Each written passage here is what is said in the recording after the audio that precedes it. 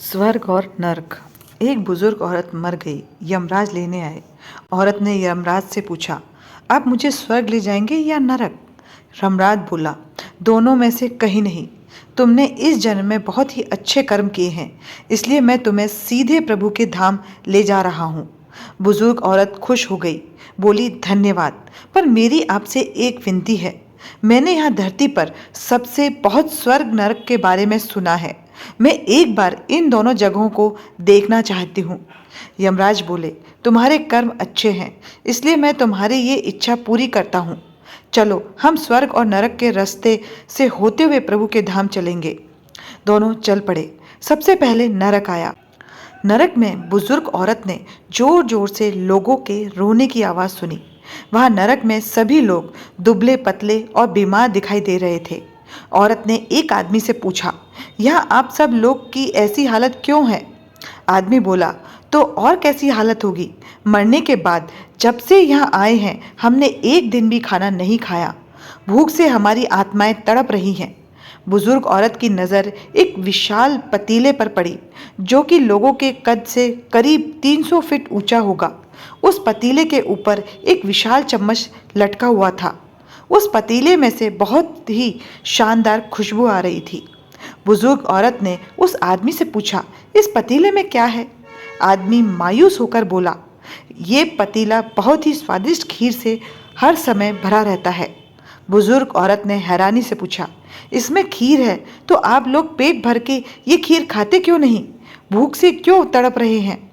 आदमी रो रो कर बोलने लगा, कैसे खाएं? ये पतीला 300 फीट ऊंचा है। हम में से कोई भी उस पतीले तक नहीं पहुंच पाता। बुजुर्ग औरत को उन पर तरस आ गया। सोचने लगी, बेचारे खीर का पतीला होते हुए भी भूख से बेहाल हैं। शायद ईश्वर ने इन्हें यही दंड दिया होगा। यमराज बुजुर्ग औरत से बोले, चलो, हमें देर हो रही है। दोनों चल पड़े। कुछ देर चलने पर स्वर्ग आया। वहां पर बुजुर्ग औरत को सबकी हंसने खिलखिलाने की आवाज़ सुनाई दी। सब लोग बहुत खुश दिखाई दे रहे थे। उनको खुश देखकर बुजुर्ग औरत भी बहुत खुश हो गई। पर वहां स्वर्ग में भी बुजुर्ग औरत की नज़र वैसे ही 300 फीट ऊंचे पतीले पर पड़ी जैसा नरक में था। उसके ऊपर भी वैसा ही चम्मच लटका हुआ था। बुजुर्ग औरत ने वहां लोगों से पूछा, इस पतीले में क्या है? स्वर्ग के लोग बोले कि इसमें बहुत टेस्टी खीर है। बुजुर्ग औरत हैरान हो गई। उसने बोला, पर यह पतीला तो 300 फीट ऊंचा है। आप लोग तो इस तक पहुंच ही नहीं पाते होंगे। उस हिसाब से तो आप लोगों को खाना मिलता ही नहीं होगा। आप लोग भूख से बेहाल होंगे। पर मुझे तो आप सभी इतने खुश लग रहे हो, ऐसा कैसे? लोग बोले, हम तो सभी लोग इस पतीले में से ही पेट भर के खीर खाते हैं। औरत बोली, पर कैसे? पतीला तो बहुत ऊंचा है। लोग बोले, तो क्या हो गया? पतीला ऊंचा है तो यहाँ पर कितने सारे पेड़ हैं। ईश्वर ने ये पेड़ पौधे, नदी, झरने हम मनुष्य के उपयोग के लिए तो बनाए हैं। हमने इन पेड़ों की लकड़ी ली, उसको काटा, फिर लकड़ियों के टुकड़ों को जोड़ने के विशाल सीढ़ी का निर्माण किया।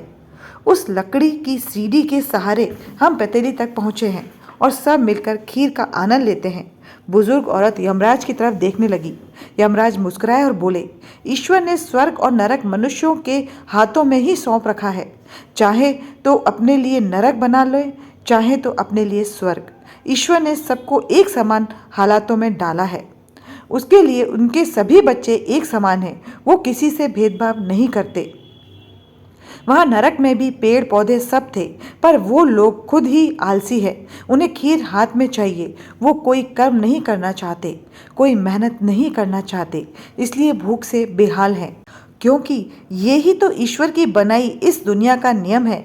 जो कर्म करेगा, मेहनत करेगा, उसी को मीठा फल खाने को मिलेगा। स्वर्ग और नरक आपके हाथ में है।